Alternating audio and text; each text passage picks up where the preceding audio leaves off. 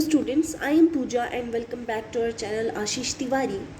तो आज फिर आपके लिए वीडियो लेक्चर सीरीज़ का एक थर्ड पार्ट मैं आपके लिए लेकर आई हूँ, दैट इज़ ये यूनिट थ्री। आज हम डिस्कस करने वाले हैं आपके perspective and public administration subject है आपका सेमेस्टर 2 के स्टूडेंट्स के लिए, that is your course is BA honours political science. ये आपका DSC का सब्जेक्ट है, सबसे मेन ज़रूरी आपके लिए होने वाला है। तो DU सोल रेगुलर NCWEB के जितने भी स्टूडेंट हैं अदर यूनिवर्सिटीज़ जिसके अंदर ये सब्जेक्ट आता है, आप सभी के लिए ये वीडियो बहुत ज़्यादा इम्पॉर्टेंट होने वाली है, क्योंकि आज हम यूनिट 3 डिस्कस करने वाले हैं। यूनिट 1 यूनिट 2 सभी के सभी चैप्टर्स ऑलरेडी एक्सप्लेन करके डाल चुके हैं। अगर आपने नहीं देखे हैं तो आप उन वीडियोस को जाके देख सकते हैं। बहुत ही आसान भाषा में एग्ज़ाम ओरिएंटेड हर एक टॉपिक को लिया गया है, एग्ज़ाम पॉइंट ऑफ व्यू से हर एक जो है टॉपिक को समझाया गया है। ठीक है, तो अगर आप इन वीडियोस को देखोगे तो आपको हर एक चीज़ अच्छे से समझ आ जाएगी एंड एग्ज़ाम में फिर कोई दिक्कत भी नहीं आने वाली है। ठीक है, सिंपल लैंग्वेज में एंड टू द पॉइंट आपको हर एक चीज़ समझाई जाने वाली है। तो बिना टाइम वेस्ट किए हुए हम अपना स्टार्ट करते हैं। आज का आपका सब्जेक्ट रहेगा दैट इज़ यूनिट 3, और यूनिट 3 है आपका कॉन्टेम्प्रेरी थ्योरेटिकल पर्सपेक्टिव। ठीक है, सबसे पहले हम समझ लेते हैं कि contemporary theoretical, what is the meaning of contemporary theoretical perspective. देखो, contemporary theoretical perspective is a modern up to date lens और it is a framework used to analyze and explain current social, psychological and scientific issues। जब भी इन issues को address करने के लिए हम एक प्रॉपर फ्रेमवर्क यानी कि एक प्रॉपर वे यूज़ करते हैं, तो उसे हम कॉन्टेम्प्रेरी थ्योरेटिकल पर्सपेक्टिव कह सकते हैं। ठीक है, अब इंट्रोडक्शन से स्टार्ट करेंगे। Many new ideas and theories have developed in public administration in modern times. Public administration से स्टार्ट हुई है, that is true. Their main aim is to make administration more effective, transparent and citizen centric। जो इसका एक main objective है वो है कि हम अपने एडमिनिस्ट्रेशन को, हमारी सत्ता को इफ़ेक्टिव, ट्रांसपेरेंट बना सके, जो सिटीजन्स और एडमिनिस्ट्रेशन के बीच में कुछ भी छुपा ना रहे, एंड सिटीजन सेंट्रिक। हर एक डिसीजन जो भी लिया जा रहा है वो हमारे सिटीजन्स के भले के लिए लिया जाए, सबको फ़ायदा हो। In this context, concepts such as new public management, new public service, good governance, collaborative governance, network governance and digital governance has developed। ये सारी चीज़ें, ये सारे के सारे टॉपिक्स, ये सारी की सारी चीज़ें डेवलप हुई है। The main objective of these theories is to make administration more responsive and efficient. Yes, development planning. Development planning refers to the government's planning for the development of society and economy। ये जो भी हमारी development planning है, ये government का एक वे है हमारी सोसाइटी और इकोनॉमी को ग्रो करने का। It involves the proper utilization of resources and setting long term development goals. Long term developing goals को बढ़ावा देने के लिए और एक प्रॉपर यूटिलाइजेशन ऑफ रिसोर्सेज को यूज़ करने का ये एक तरीका होता है। Development plans focus on the development of education, health, industry and infrastructure. ये इसका एक मेन ऑब्जेक्टिव होता है। Development planning promotes economic and social progress. Economic और सोशल प्रोग्रेस को ये बढ़ावा देता है उन लोगों के एजुकेशन के लिए।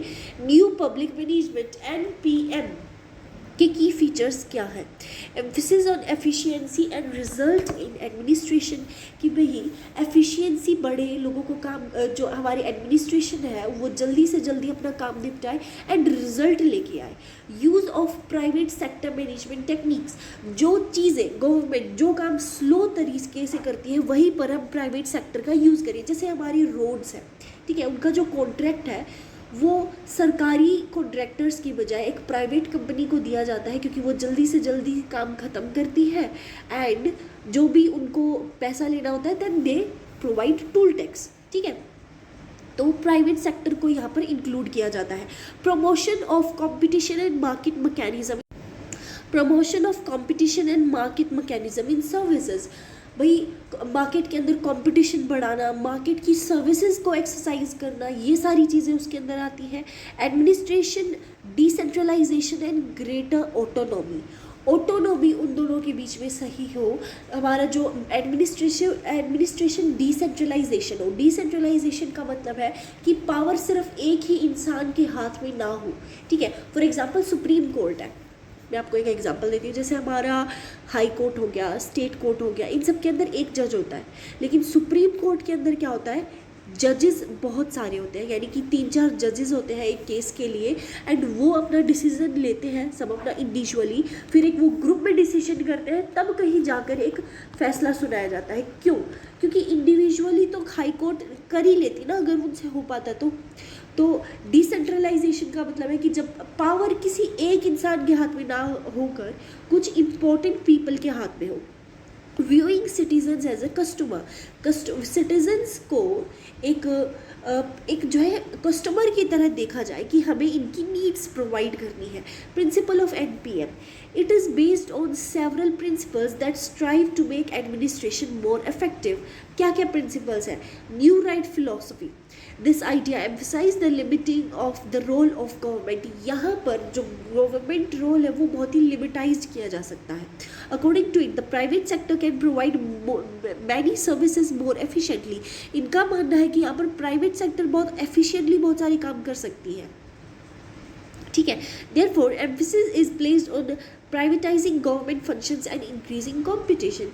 इसीलिए हर एक जो गवर्नमेंट फंक्शंस उनको जो प्राइवेटाइज किया जा रहा है, बहुत सारी चीज़ों को प्राइवेट किया जा रहा है, प्राइवेट कंपनीज को दिया जा रहा है, एंड इंक्रीजिंग कंपटीशन, और कंपटीशन जो है वो बढ़ाया जा रहा है, ठीक है। Public choice approach, James M Buchanan is considered the leader scholar of the approach. According to this, government officers can also be motivated by their personal interest.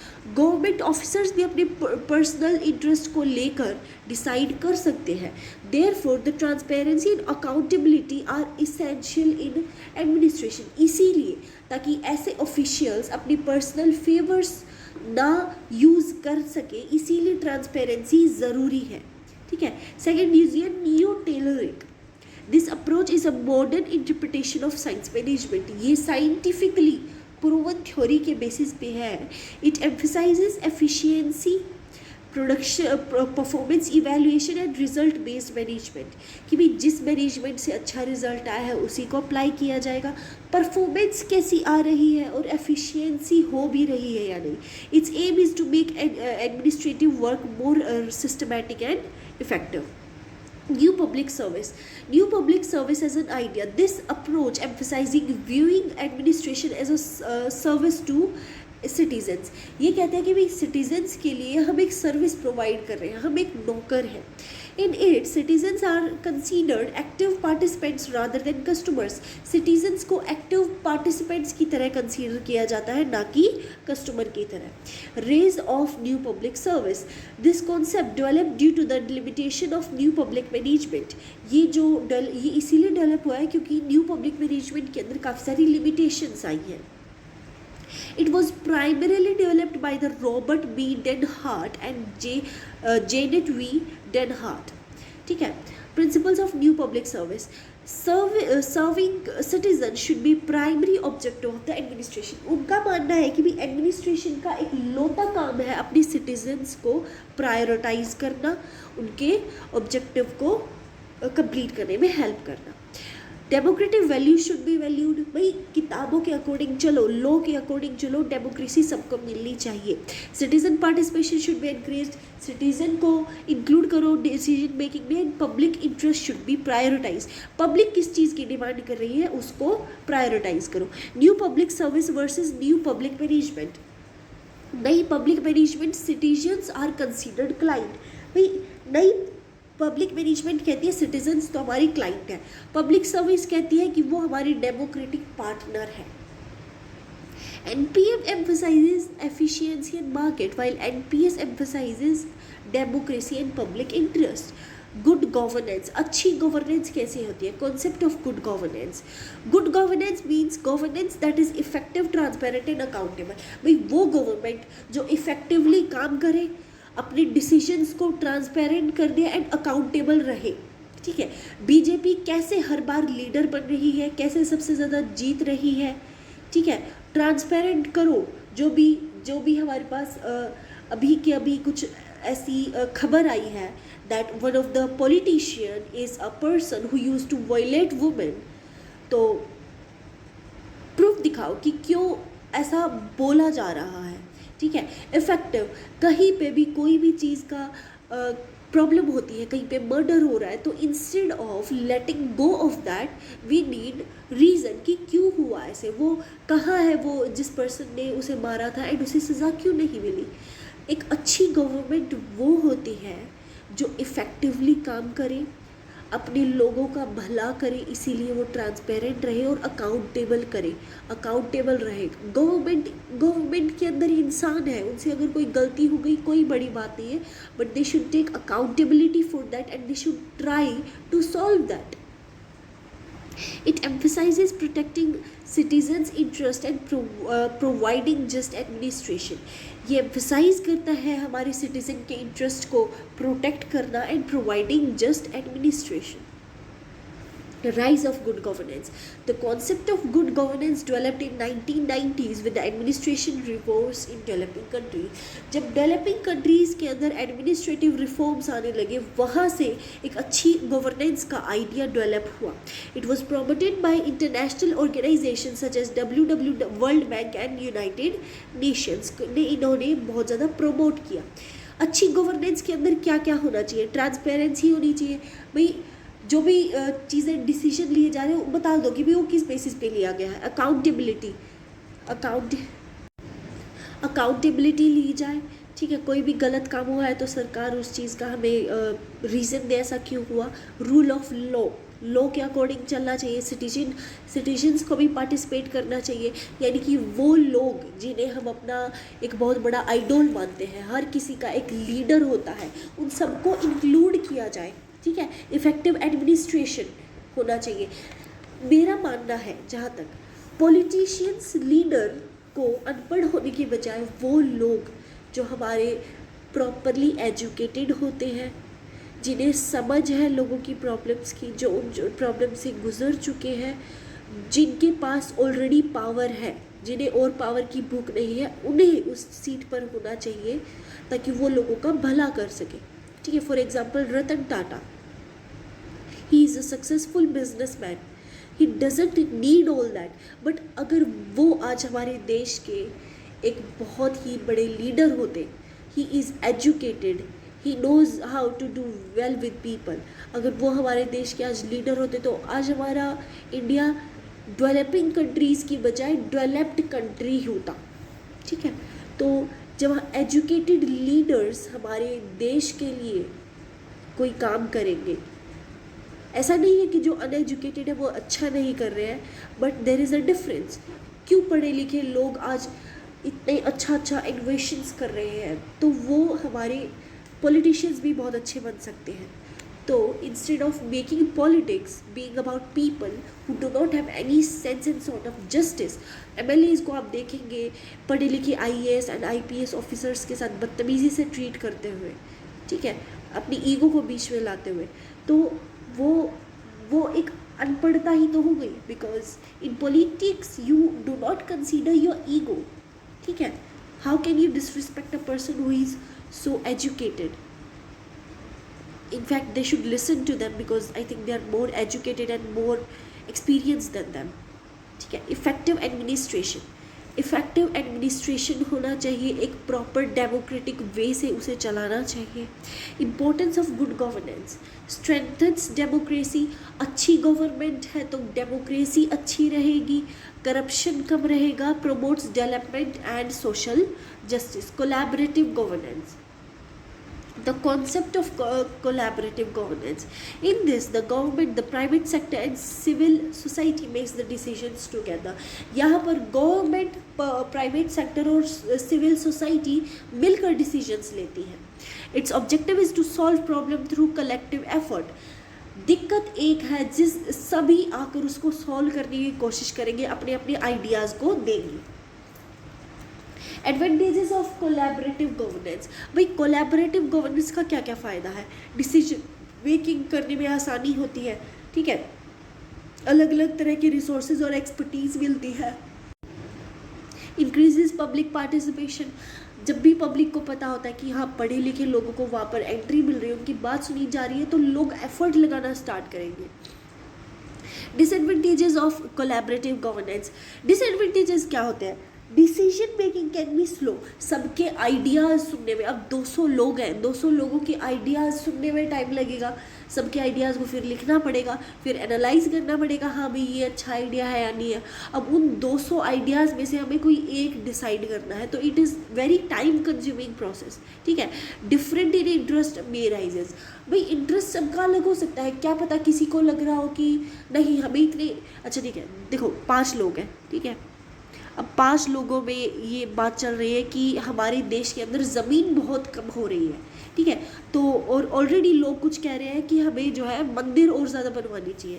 तो भी इस पर्सन का मानना है कि नहीं यार मंदिर नहीं बननी चाहिए क्योंकि जगह ज़्यादा लेंगे और ये हमारी पब्लिक के काम भी नहीं आएंगे, क्योंकि ऑलरेडी कुछ ज़्यादा ही मंदिर हो चुके हैं. इसका ये मानना है, इसका ये मानना है कि बनने चाहिए, हम तो मंदिर बनवा के रहेंगे, भगवान को तुम कैसे बना कर सकते हो. अब ये तो है ही मुस्लिम, ये तो बोलेगा ये, अब ये कह रहा है हमें तो दरगाह चाहिए, दरगाह है ही नहीं है यहाँ पे. ये क्रिश्चियन ही कह रही है हमने तो यहाँ पे कभी चर्च देखा ही नहीं है, तुम चर्च नहीं बना रहे. अब सबका अलग अलग इंटरेस्ट हो गया, ठीक है, तो कॉन्फ्लिक्ट ज़्यादा होने के बहुत ज़्यादा चांसेस है. कोऑर्डिनेशन प्रॉब्लम में राइजेस. कोऑर्डिनेशन नहीं करेंगे, एक दूसरे की बात नहीं सुनना चाहेंगे. Network governance.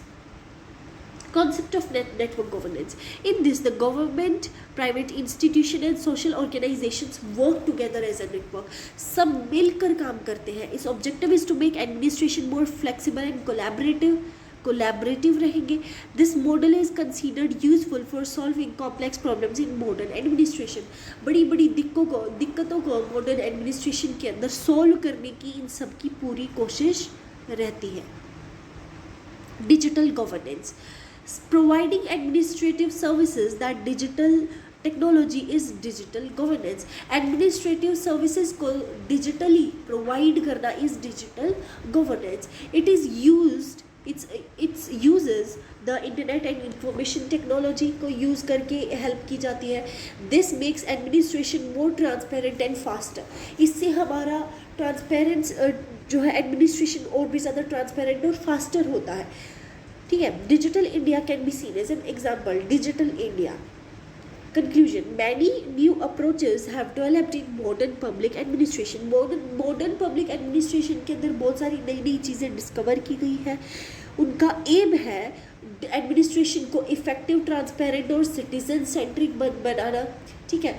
जैसे हमारी नई कॉन्सेप्ट बहुत सारे लागू हुए हैं, new public management, new public service, good governance, digital governance, ये एक बहुत बड़ा रोल प्ले करते हैं, ठीक है. ऐसा कोई ऐड भी आता था ना, भारत बनेगा डिजिटल इंडिया, अब बनेगा डिजिटल इंडिया.